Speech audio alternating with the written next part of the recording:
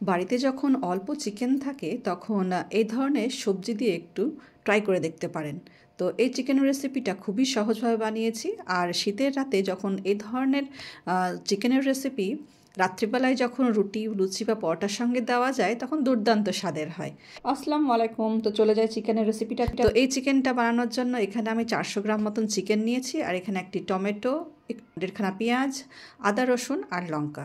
তো প্রথমে আমি আদা রসুনগুলোকে এভাবে পেস্ট বানিয়ে নিয়েছি। এখানে 4 টেবিল চামচ সর্ষের তেল দিয়ে দিলাম, তার মধ্যে দিয়ে দিলাম তেজপাতা, 2টো শুকনো লঙ্কা, 4টে এলাচ, 2টো দারচিনি, অর্ধেকটা কালো এলাচ, আর লবঙ্গ, দারচিনি আর ওই তো শাহজিরে দিয়ে এটাকে ভেজে নিচ্ছি। শাহজিরে না থাকলে আপনি নর্মাল জিরেও দিতে পারেন। তারপরে পেঁয়াজটা দিয়ে নাড়াচাড়া করে নেব। পেঁয়াজটা যখন হালকা নরম হয়ে যাবে তখন ওর ভিতরে দিয়ে দেবো আদা রসুন বাটাটা।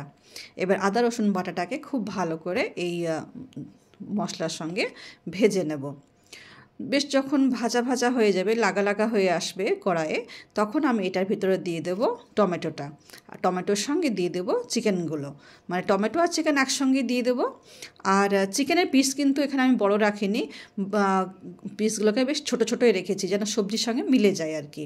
তো দিয়ে দিলাম স্বাদ মতো নুন, 1/2 টিস্পুন হলুদ, 1 টিস্পুন লঙ্কা গুঁড়ো, আর দিয়ে দিলাম 1.5 চামচ ধনে গুঁড়ো। এগুলো দিয়ে এবার এটাকে খুব ভালো করে চিকেনটাকে কষাবো।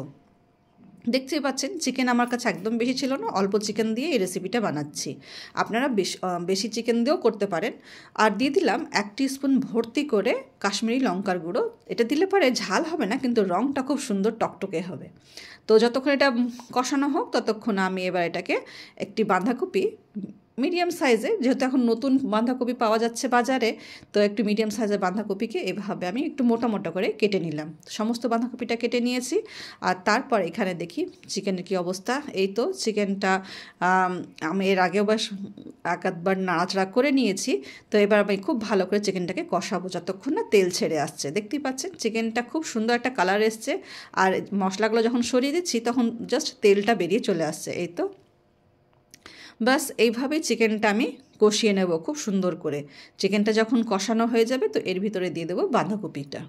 এর সঙ্গে কিন্তু আপনি গাজরও দিতে পারেন, বিনসও দিতে পারেন, মটরশুঁটিও দিতে পারেন, তাহলেও কিন্তু খুব ভালো লাগে এই চিকেনের রেসিপিটা। আর গরম গরম ভাতের সঙ্গে রুটি পরোটা যেটার সঙ্গেই খাবেন রাত্রিবেলা বাস জমে যাবে আর কি। এভাবে নাড়াচাড়া করে আমি কিন্তু এই রেসিপিটাতে জল দেবো না, বাঁধাকপির জলেই সম্পূর্ণ রান্নাটা হয়ে যাবে। ওই জন্য মাংস কষানোর সময় তো আর জল থাকে না, তো আমি চেষ্টা করেছি বাঁধাকপিটাকে তলায় ভরে দেওয়ার, মানে যেন বাঁধাকপিটা তাড়াতাড়ি জল ছেড়ে দেয় আর কি, সেই হিসাবে নাড়াচাড়া করে দিয়েছিলাম। তো এই তো বাঁধাকপিটা খুব সুন্দরভাবে জল ছেড়ে দিয়ে একদম নরম হয়ে গেছে।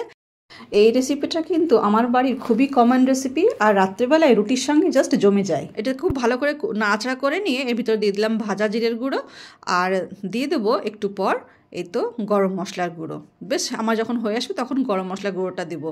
দেখতেই পাচ্ছেন এই কালারটা, ঝোলটা তো বেশ টকটকে বোঝা যাচ্ছে, মানে তেল ছেড়ে দিয়েছে।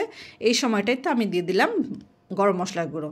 এবার ঠিক নামানোর আগে কয়েকটা লঙ্কাকে এভাবে দিয়ে দিচ্ছি, লঙ্কার একটা ফ্লেভার আসবে, খুব সুন্দর টেস্টি। আওয়াজটা শুনেই বুঝতে পারছেন যে এর ভিতরে একদমই ঝোল নেই, জাস্ট গায়ে মাখো মাখো একটু জল আছে। তো এইভাবেই আমি 10 মিনিট পর পরিবেশন করব।